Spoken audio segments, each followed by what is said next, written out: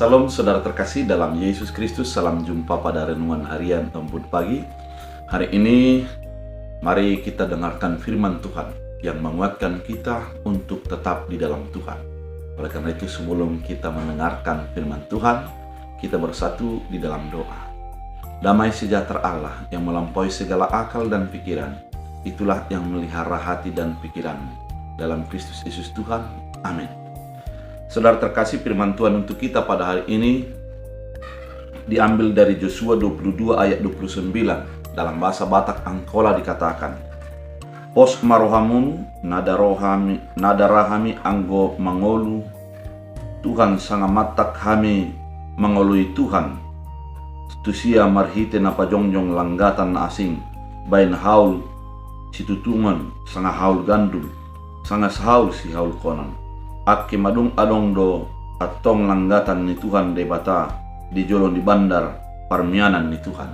Dalam bahasa Indonesia, jauhlah daripada kami untuk memberontak terhadap Tuhan dan untuk berbalik daripada Tuhan pada hari ini dengan mendirikan mezbah untuk korban bakaran, korban sajian atau korban sembelihan, mezbah yang bukan mezbah Tuhan Allah kita yang ada di depan kemah sucinya. Demikian firman Tuhan.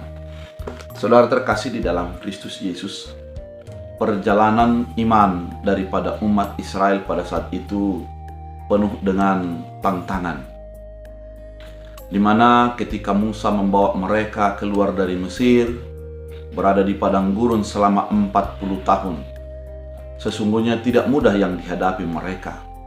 Banyak tantangan, banyak persoalan, dan terkadang mereka hampir menyangkal Tuhan ketika di dalam perjalanan itu. Kemudian dengan peralihan dari Musa kepada Joshua, Musa sempat mengatakan bahwa harus tetap di dalam Tuhan, jangan pergi ke kiri atau ke kanan. Dan itu dilanjutkan oleh Joshua dengan memperlihatkan kebaikan Tuhan, kuasa Tuhan dan kebesaran Tuhan melalui kepemimpinannya bagi bangsa Israel. Ketika dia melewati sungai Yordan dan sudah tiba di tanah Kanaan, dengan kepemimpinan yang penuh berkarisma, dia menghantarkan umat itu untuk menikmati kebaikan Tuhan. Kemudian saudara terkasih, dengan berjalannya waktu, usia daripada Joshua sudah semakin ujur. Dan ada sebuah keraguan bagi dirinya yang mengatakan, apakah tetap umat ini akan menjadi setia kepada Tuhan ketika aku telah tiada? Atau mereka akan meninggalkan Tuhan dan sia-sialah apa yang sudah diberikan Tuhan selama ini? Maka dia menanyakan kepada bangsa Israel, apakah bisa setia? Apakah nanti tidak akan mendirikan mezbah bagi Allah-Allah lain, ilah-ilah lain yang ada di tanah Mesopotamia itu? Kemudian dengan sebuah ketegasan umat mengatakan, kami tidak akan meninggalkan Tuhan, kami akan tetap setia dan tidak akan mendirikan mezbah bagi ilah-ilah lain, baik mezbah bakaran atau sembelihan, karena memang kami akan tetap setia kepada Tuhan.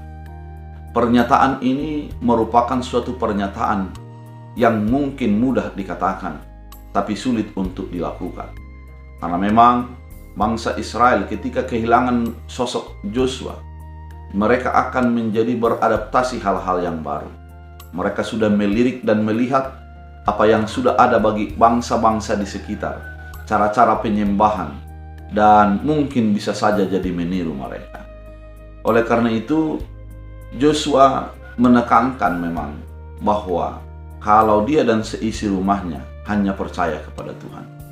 Saudara terkasih di dalam Kristus Yesus, kehidupan kita sering dihadapkan dengan komitmen iman, dihadapkan dengan kekuatan iman, karena memang kehidupan kita sering dihadapkan dengan berbagai persoalan dan kesulitan. Namun ketika kita berkomitmen di dalam iman, kita akan mampu untuk menjalani di dalam Tuhan segala apa yang terjadi bagi hidup kita. Orang yang berjalan di dalam Tuhan, dia akan melihat tangan Tuhan menopang dan menguatkan dia.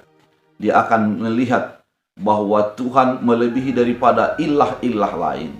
Dan penyerahan diri kepada Tuhan dilakukannya melalui ibadah-ibadah. Dengan mesbah kepada Tuhan, bukan kepada ilah-ilah lain.